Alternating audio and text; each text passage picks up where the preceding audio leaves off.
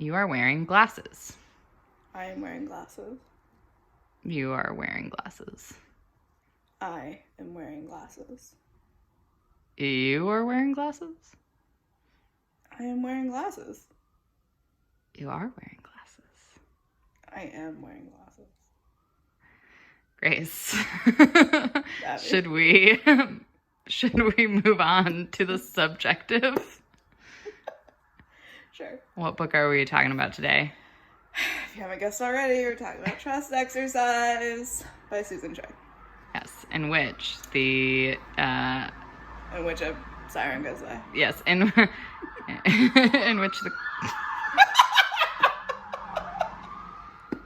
which the characters engage in this same exercise. Same. Because they are in drama school. Yeah. Okay, so we'll start with some spoiler-free thoughts on the novel. Just general thoughts, the goal is just want to like sort of discuss our experience reading the book. It's not like a hard review or anything, but generally I think this was a unique book to read in the literary fiction landscape. It's pretty famous now because it won the National Book Award last year, I think.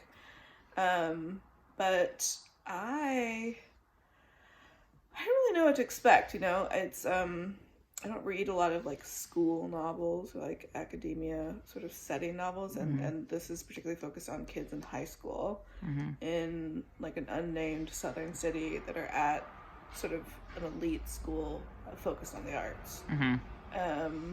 And set in the 1980s, and just sort of like follows not only the relationships of like two teenagers in particular, but sort of like how they're kind of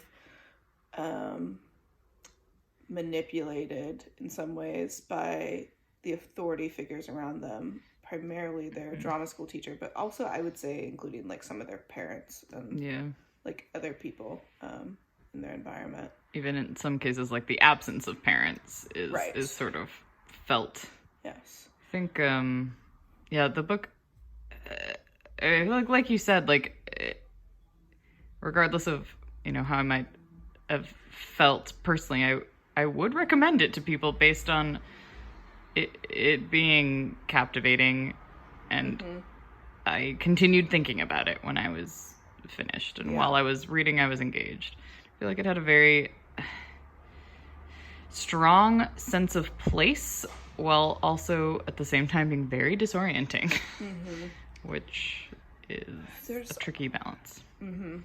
Which is interesting, like, because like she chooses like not to name give a name to the school. I don't remember. The school has a name, but the city doesn't. Okay, yeah. So there's some things that I think are intentionally kind of hazy and left unsaid.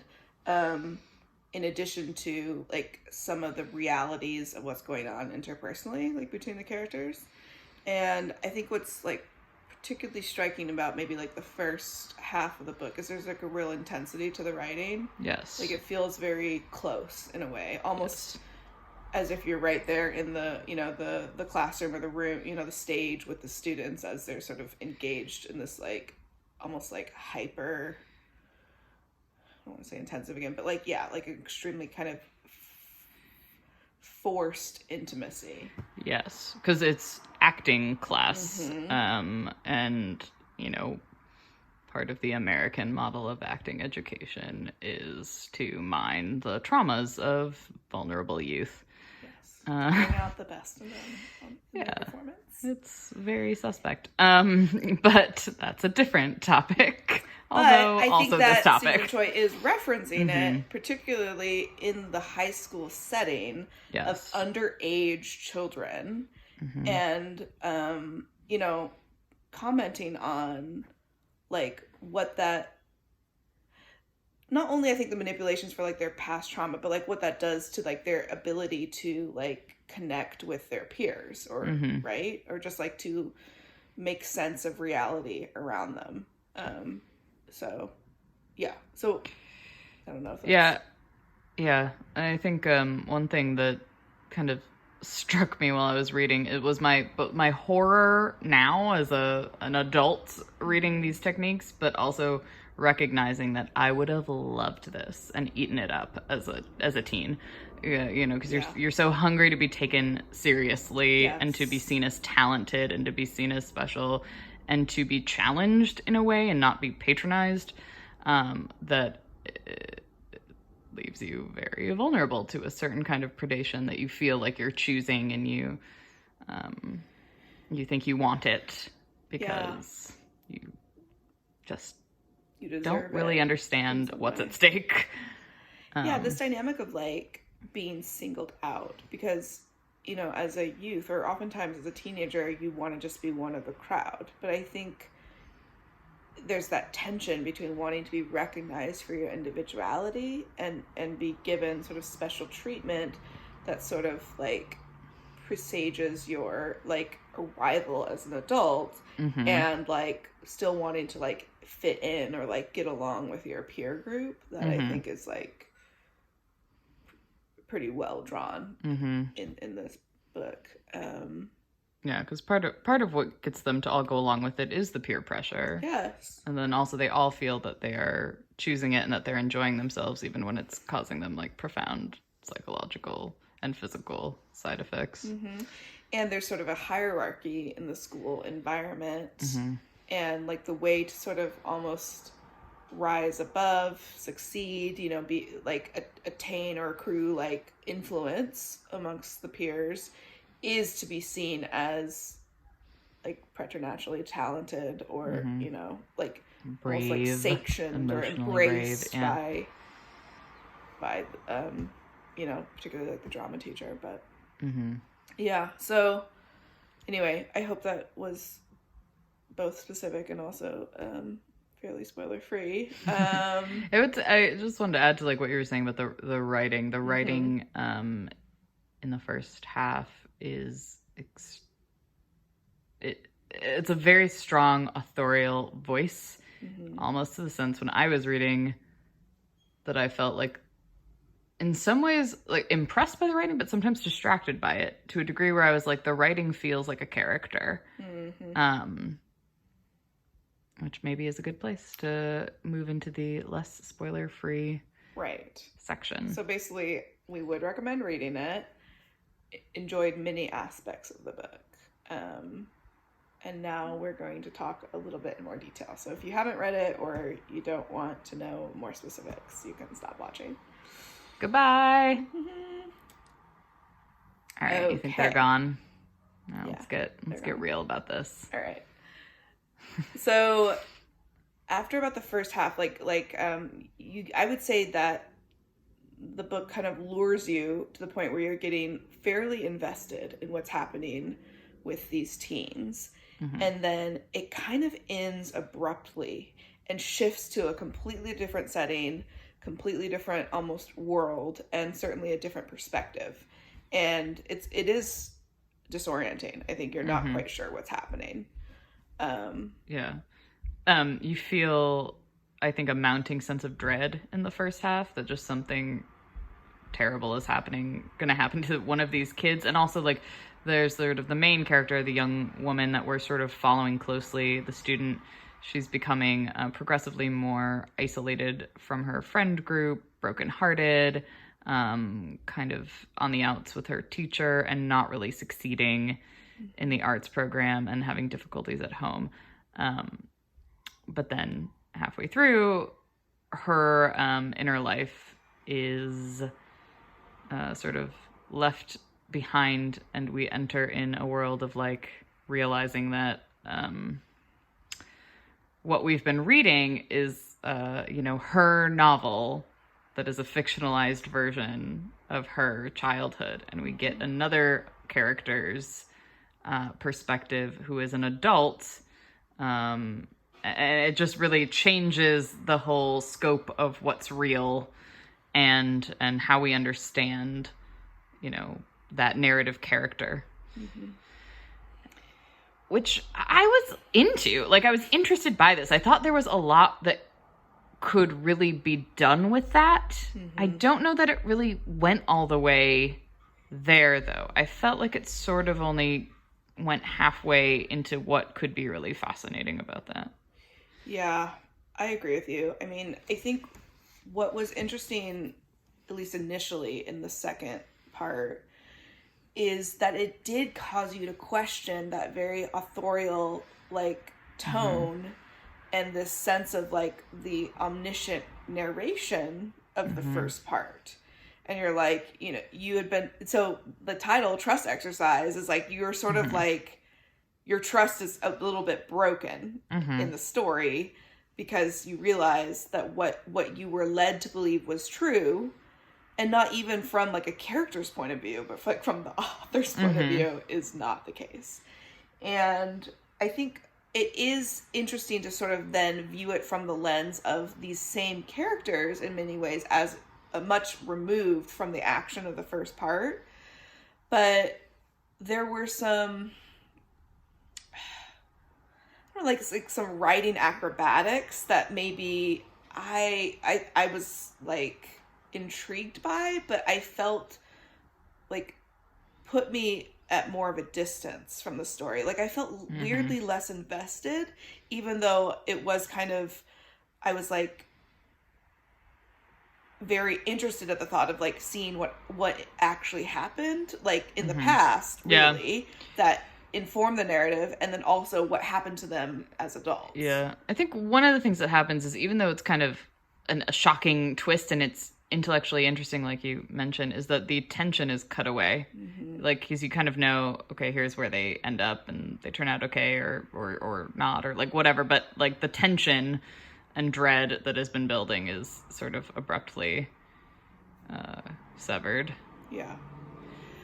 I think also part of that is because when we see the point of view of this adult woman who had been part of the school, right, but like doesn't really get the same attention in the first half, there's an almost sort of like clinical element to how she's sort of viewing the action, like essentially in her real life. And you know, there's all sorts, there's much more to say about like manipulation as a general theme, and sort of like who's doing what to whom at any given time. But I think because we didn't really get to know her in the first part, and because the action of this second part is like so intertwined with people that like you didn't really think were as significant, that like leads to some of this dissipation of tension. It's a tough sort of 360 or 180 or whatever, because we realize that the narrator in the second half is actually a combination of like 4 people in the first half, all of whom were kind of important, but we don't really, I wasn't able to like instantly synthesize them and really like it was really just on later that I was like, oh, all of these characters are the second one. But it's hard to kind of grasp that when I was reading it all. Yeah, like what's a composite and who's like the true individuals, which I think brings me to like another element of like the sort of trust exercise manipulation theme, because in some ways in the second part, they're also sort of talking about like what does it mean to mine your own trauma again, right? To like make sense of your experiences and like what's okay, what's not okay. And the fact that, you know, the main character we're following in the first half ends up sort of repackaging this story, right, in a way that is, I don't know, I want to say like unflattering, but just like, you know, a very subjective, like biased portrayal, but also in many ways sort of obscures the actual truth of what like you are becoming to know to be true. It sort of leaves you feeling unsettled. Like, what do you make of this? Like, what's okay, what's not okay? Yeah, I think like to get more specific about that, there's like many different running threads of ways that adults abuse children. And a lot of it, the children experience as like rivalries amongst themselves. And you see, even as they become adults, they all kind of take very different stances on it. And then the reader is also left very unsure because of the overlay of like fiction and then nonfiction of like who did what to whom, but also our sense of what that might mean is very different. And this is, again, we kept saying, like, as we were reading it, like, what were the 80s? Because, like, the boundaries between adults and children seem a little much more fluid. And there's a line where, you know, this woman who, you know, had been in a relationship with an adult man when she was a teenager, you know, and views it as consenting, but still sort of on some level recognizes that she was violated, is saying, like, well, we were just children. And the guy says, we were never children, because they don't understand Like, how young they were. conceptualized Yeah. differently. Yeah. In order, I think, to like also not feel victimized, Yes. right? Yes. Yeah. So they're sort of like complicit in their own gaslighting. It's horrific. We are also at 16 minutes. Oh, wow. Okay. This is going to be a lot longer. Well, let's talk about the ending really quickly and like maybe how that made us feel. The denouement. Yeah. We did not love it. Did not love it. So that's kind of tricky because I don't want to say it ruined the book, but I think that like Susan Choi had such like a grand ambition and vision, and I think I don't want to say this about a writer intentionally, but I felt my experience of the ending was that it was quite trite and like lost that like scope of vision and just like kind of veered into very predictable territory. It was also unnecessary. Like, I don't think it taught us anything we didn't know or surmise or feel. Like, it's sort of like we get a third narrator who is again connected with the previous characters, and the authorial voice is no longer an I or a writer's voice. It seems to be like, this is the objective truth, right? And we get sort of the real name of the school and the real name of the teacher. But that's all unnecessary because we already know that, like, the first part was a fictional account, and the little journey that the character goes on is, like Grace said, like, trite. It's, you know, kind of... Yeah. And things are confirmed that I didn't need to be confirmed because I read enough to understand, like, yes, this character is predatory and these people were vulnerable, and she spelled things out in a way that you didn't need to be told. I mean, some readers perhaps did, but I think for what the book was and the journey we were on, it didn't feel right. Yeah.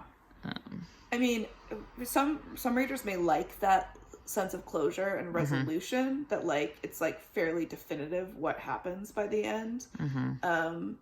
There's like a tiny bit of ambiguity, I would say, in terms of like what ultimately this final character, like what will happen to her. But in terms of like really tying up into a bow everything about the school and this teacher, there's like no doubt remaining. So it didn't ruin the book for me, but it was sort of a low note, I would say. Yeah. Like, it just didn't... I felt like the book could have ended without that, and it would not have drastically changed my understanding. Or actually maybe taken a different view from somebody else in the peer group. Yeah, like someone that we'd already kind of gotten to know or might have been slightly more interesting. Yeah. Anyway, those are our thoughts. Don't go to theater school. Yeah, that's true. I went to theater school, so that's why I can say that. But not in high school. Yeah, let us know if you've read it or if you want to read it. Also, let us know if your school did musicals in the fall or the spring. This is an important part of the trust exercise discourse. Okay. All right. Bye.